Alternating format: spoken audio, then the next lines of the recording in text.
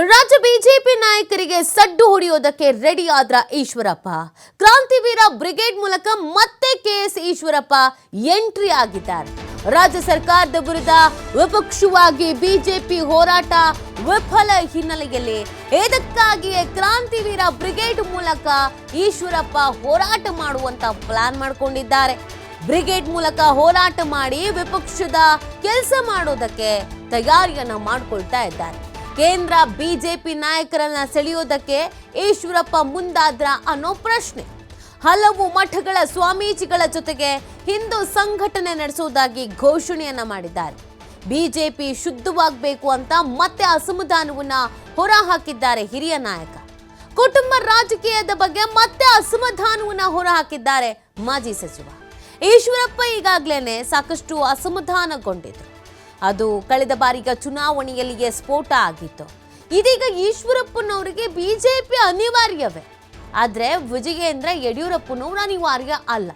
ಈ ಕಾರಣಕ್ಕಾಗಿ ಬಿಜೆಪಿಯ ಹೈಕಮಾಂಡ್ ನಾಯಕರ ಮನ ಸೆಳೆಯುವಂತ ನಿಟ್ಟಿನಲ್ಲಿ ಪ್ಲಾನ್ ಮಾಡಿಕೊಂಡಿದ್ದಾರೆ. ಈಶ್ವರಪ್ಪನವರು ಈ ಹಿಂದೆ ಕೂಡ ಅನೇಕ ಬಾರಿ ಹೇಳಿದ್ರು, ನನ್ನ ಮುನಿಸಿರೋದು ಈ ವಿಜಯೇಂದ್ರ ಮತ್ತು ಯಡಿಯೂರಪ್ಪನವರ ಮೇಲೆ, ಕುಟುಂಬ ರಾಜಕಾರಣದ ಮೇಲೆ ಹೊರತು ಮೋದಿ ಅವರ ಮೇಲೆ, ಅಮಿತ್ ಶಾ ಅವರ ಮೇಲೆ ಅಲ್ಲ, ಬಿಜೆಪಿ ಮೇಲೆ ಅಲ್ಲ ಅಂತ. ಈಗಾಗಲೇ ಈಶ್ವರಪ್ಪನವರು ತಮ್ಮ ಅಸ್ತಿತ್ವವನ್ನ ಉಳಿಸಿಕೊಳ್ಳುವಂತ ನಿಟ್ಟಿನಲ್ಲಿ ನಾನಾ ರೀತಿಯಾದಂಥ ಪ್ರಯತ್ನವನ್ನ ಮಾಡ್ತಾ ಇದ್ದಾರೆ. ಅದರಲ್ಲಿ ಈಗ ಇದು ಹೊಸ ಪ್ರಯತ್ನ ಏನಂದ್ರೆ, ಹಲವು ಮಠಗಳ ಸ್ವಾಮೀಜಿಗಳನ್ನ ಒಗ್ಗೂಡಿಸ್ಕೊಂಡು ಹಿಂದೂ ಸಂಘಟನೆಯನ್ನ ಮಾಡೋದು, ಅದರ ಜೊತೆಗೆ ಸರ್ಕಾರದ ಅನೇಕ ಲೋಪದೋಷಗಳಿದೆಯಲ್ಲ, ಅನೇಕ ವಿಚಾರದಲ್ಲಿ ಎಡವಿದೆಯಲ್ಲ, ಆ ಎಲ್ಲ ವಿಚಾರಕ್ಕೆ ಸಂಬಂಧಪಟ್ಟಂತೆ ಹೋರಾಟವನ್ನ ಮಾಡೋದು. ಈ ಮುಖಾಂತರವಾಗಿ ಹೈಕಮಾಂಡ್ ನಾಯಕರಿಗೆ ಹತ್ತಿರ ಆಗಬೇಕು ಅನ್ನುವಂಥ ನಿಟ್ಟಿನಲ್ಲಿ ಪ್ಲಾನ್ ಮಾಡ್ಕೊಂಡಿದ್ದಾರೆ ಈಶ್ವರಪ್ಪನವರು. ಅಂದ್ರೆ ವಿಜಯೇಂದ್ರ ಅವರ ಜೊತೆಗೆ ಕೈ ಜೋಡಿಸಲ್ಲ, ಯಡಿಯೂರಪ್ಪನವ್ರ ಜೊತೆ ಕೈ ಜೋಡಿಸಲ್ಲ, ರಾಜ್ಯ ಬಿಜೆಪಿ ನಾಯಕರ ಜೊತೆ ಕೈ ಜೋಡಿಸಲ್ಲ, ಆದ್ರೆ ಬಿಜೆಪಿ ಕೆಲಸ ಮಾಡ್ತೀನಿ ಅಂತ ಹೇಳೋದ್ರ ಮುಖಾಂತರವಾಗಿ ಹೈಕಮಾಂಡ್ ನಾಯಕರ ಮನವೊಲಿಕೆ ಮಾಡೋದು. ಈಶ್ವರಪ್ಪನವರಿಗೆ ಈ ಬಾರಿಯ ಚುನಾವಣೆಯಲ್ಲಿ ಒಂದು ಅರ್ಥ ಆಗಿತ್ತು, ಟಿಕೆಟ್ ಬೇಕು, ಇಲ್ದಿದ್ರೆ ಬಂಡಾಯ ಹೇಳ್ತೀನಿ ಅಂತ ಹೇಳಿದಾಗ ಬಂಡಾಯ ಇದ್ರೆ ಹೇಳಿ ಅಂತ ಸುಮ್ಮನಾಗ್ಬಿಟ್ಟಿದ್ರು ಹೈಕಮಾಂಡ್ ನಾಯಕರು. ಪ್ರತ್ಯೇಕವಾಗಿ ಎಲೆಕ್ಷನ್ಗೆ ನಿಂತು ಸೋತು ಬಿಟ್ರು. ಆದರೆ ಕಾಂಗ್ರೆಸ್ಸಿಗೆ ಹೋಗೋಕ್ಕೂ ಆಗಲ್ಲ, ಬೇರೆ ಪಕ್ಷಕ್ಕೆ ಹೋಗೋಕ್ಕೂ ಆಗಲ್ಲ. ತಮ್ಮ ವರ್ಚಸ್ಸನ್ನು ಉಳಿಸ್ಕೋಬೇಕು, ಮಗನ ಭವಿಷ್ಯವನ್ನು ಭದ್ರ ಮಾಡಬೇಕು, ಮೊದಲಿಂದಲೂ ಹಿಂದುತ್ವ ಅಂತ ಅಜೆಂಡವನ್ನು ಇಟ್ಕೊಂಡು ಬಂದವರು. ಆದರೆ ರಾಜ್ಯ ಬಿಜೆಪಿಯವ್ರ ಜೊತೆಗಿರೋದಕ್ಕೆ ಮನಸ್ಸಿಲ್ಲ. ಸೊ ಅನಿವಾರ್ಯ ಪರಿಸ್ಥಿತಿ, ಅಸ್ತಿತ್ವ ಉಳಿಸ್ಕೊಳ್ಬೇಕು, ಅದರ ಜೊತೆಗೆ ಹೈಕಮಾಂಡ್ ನಾಯಕರಿಗೂ ಹತ್ತಿರ ಆಗಬೇಕು. ಏನು ಮಾಡಬೇಕು ಅಂತ ಯೋಚಿಸಿದಾಗ ಅವ್ರಿಗೊಂದಷ್ಟು ದಾರಿಗಳು ಕಾಣಿಸ್ಕೊಂಡಿದೆ, ಆ ದಾರಿಯಲ್ಲಿ ಸಾಕ್ತಾ ಇದ್ದಾರೆ. ಈ ಬಗ್ಗೆ ಮತ್ತಷ್ಟು ಮಾಹಿತಿಯನ್ನು ನೀಡ್ತಾರೆ ನಮ್ಮ ಪ್ರತಿನಿಧಿ ಸ್ವಾಮಿ ಈಶ್ವರಪ್ಪನವರಿಗೆ ನಾನಾ ರೀತಿಯಾದಂಥ ಸಮಸ್ಯೆ. ರಾಜ್ಯ ಬಿಜೆಪಿಯ ನಾಯಕರ ಜೊತೆಗೆ ವೇವ್ ಲೆಂತ್ ಮ್ಯಾಚ್ ಆಗ್ತಾ ಇಲ್ಲ, ಅಸಮಾಧಾನ ಇದೆ. ಇನ್ನೊಂದು ಕಡೆಯಲ್ಲಿ ತಮ್ಮ ಅಸ್ತಿತ್ವವನ್ನು ಉಳಿಸ್ಕೊಳ್ಳೇಬೇಕು, ಅಜೆಂಡವನ್ನು ಪಾಲಿಸಲೇಬೇಕು, ಮೂಲೆ ಗುಂಪಾಗಿ ಮೂಲೆ ಸೇರೋಕ್ಕೂ ಇಷ್ಟ ಇಲ್ಲ. ಈ ನಿಟ್ಟಿನಲ್ಲಿ ನಾನಾ ಪ್ರಯತ್ನಗಳನ್ನು ಮಾಡ್ತಾ ಇದ್ದಾರೆ. ಎಷ್ಟರ ಮಟ್ಟಿಗೆ ಅಸ್ತಿತ್ವ ಉಳಿಸ್ಕೊಳ್ಳೋದಕ್ಕೆ ಹೋರಾಡ್ತಾ ಇದ್ದಾರೆ ಅಂತ ಸ್ವಾಮಿ?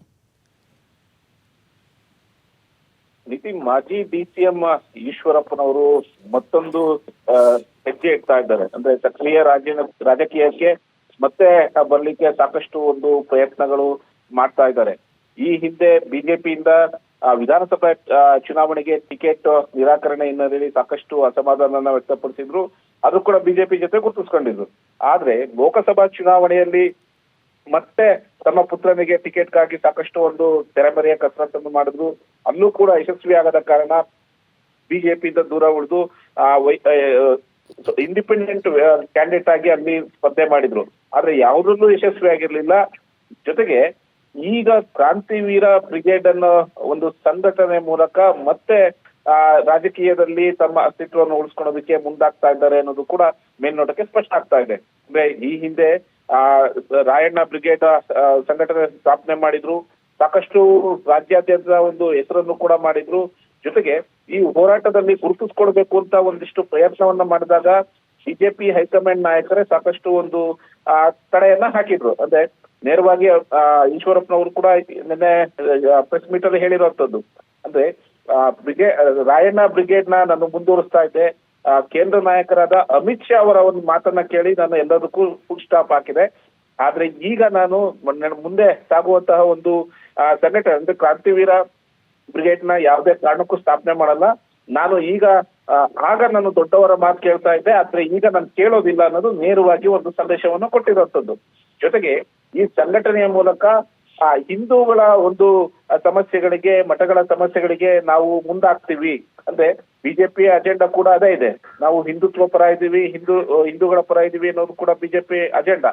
ಆದ್ರೆ ಅಂದುಕೊಂಡಂತೆ ಬಿಜೆಪಿ ಇಲ್ಲಿ ಯಶಸ್ವಿ ಆಗಿಲ್ಲ. ಹಾಗಾಗಿ ಕ್ರಾಂತಿವೀರ ಒಂದು ಬ್ರಿಗೇಡ್ ಮೂಲಕ ನಾವು ಹಿಂದೂಗಳ ಪರ ಇರ್ತೇವೆ ಎಂಬ ಒಂದು ಅಜೆಂಡಾವನ್ನ ಇಟ್ಕೊಂಡು ಈಗ KS ಈಶ್ವರಪ್ಪರವರು ಮುಂದಾಗ್ತಾ ಇರೋಂಥದ್ದು. ಅಂದ್ರೆ ಹಿಂದುತ್ವ ವಿಚಾರದಲ್ಲಿ ಬಿಜೆಪಿ ಪದೇ ಪದೇ ಸೋಲ್ತಾ ಇದೆ. ಜೊತೆಗೆ ವಿಪಕ್ಷವಾಗಿ ಬಿಜೆಪಿ ಅಂದುಕೊಂಡಂತೆ ಯಶಸ್ಸು ಸಾಧಿಸಿಲ್ಲ. ಅದಕ್ಕೊಂದು ಉದಾಹರಣೆ ಕೊಟ್ಟಿರುವಂತದ್ದು. ಅಂದ್ರೆ ನನ್ನ ಪ್ರಕರಣದ ಈಶ್ವರಪ್ಪ ಅವರ ಒಂದು ಪ್ರಕರಣದಲ್ಲಿ ಆ ಸೂಸೈಡ್ ನೋಟ್ ಅಲ್ಲಿ ನನ್ನ ಹೆಸರು ಇಲ್ಲದಿದ್ರು ಕೂಡ ನನ್ನ ಮೇಲೆ ಒಂದು ಆರೋಪವನ್ನು ಹೊತ್ತಿದ್ದು ಕಾಂಗ್ರೆಸ್. ಆ ಆರೋಪವನ್ನು ಹೊತ್ತದಲ್ಲಿ ಮತ್ತೆ ರಾಜೀನಾಮೆ ಪಡೆಯೋದನ್ನು ಕಾಂಗ್ರೆಸ್ ನಾಯಕರು ಯಶಸ್ವಿ ಆಗಿದ್ರು. ಆದ್ರೆ ಈಗ ಪ್ರಿಯಾಂಕ್ ಖರ್ಗೆ ಅವರ ಒಂದು ವಿಚಾರದಲ್ಲಿ ಕೂಡ ಬಿಜೆಪಿ ಸಾಕಷ್ಟು ವಿಫಲ ಆಗ್ತಾ ಇದೆ.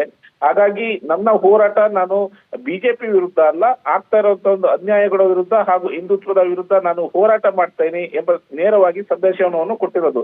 ಜೊತೆಗೆ ಪರೋಕ್ಷವಾಗಿ ಮಾಜಿ ಸಿಎಂ BSY ವಿರುದ್ಧ ಕೂಡ ಒಂದಿಷ್ಟು ಮತ್ತೆ ಅಸಮಾಧಾನ ವ್ಯಕ್ತಪಡಿಸಿರುವಂತದ್ದು.